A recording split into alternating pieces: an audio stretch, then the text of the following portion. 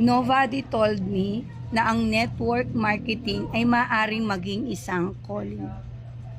Akala ko dati ginagawa lang ito ng mga taong nangangailangan ng extra income. They join, they sell, they recruit, paulit-ulit lang. Iyon lang ang tingin ko rito. Pero habang tumatagal, nakilala ko ang ibang klase ng mga tao sa industriyang ito. Hindi yung maingay na nangangakong yayaman ka agad sa loob ng ilang araw, kundi yung tahimik lang, yung may mas malalim na dahilan kaysa kumita lang ng komisyon. Merong isang guro na gustong makaabot sa mas maraming tao kaysa kayang abutin ng isang classroom.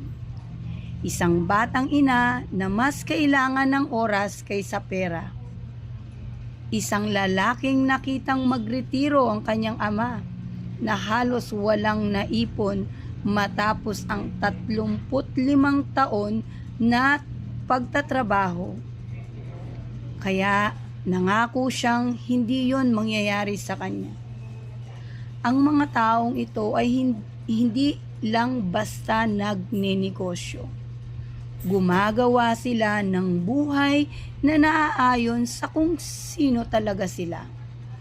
Iyan ang kayang gawin ng network marketing kapag tama ang paglapit mo rito. May sistema ka na hindi mo na kailangang simulan mula sa wala. May produkto kang umiiral, may sistemang subok na, at binibigyan ka nito ng pagkakataong dalhin ang sarili mong mensahe, misyon, at dahilan kung bakit ka bumabangon araw-araw. Karamihan sa negosyo, pinapaliit ka para magkasya sa isang role. Pero ang network marketing, kapag ginawa ng tama, tinutulungan kang mas lumago bilang tao. Habang mas malinaw sa iyo kung ano ang pinaninindigan mo, mas gumaganda ang resulta mo. Ang kwento mo ang nagiging strategy mo.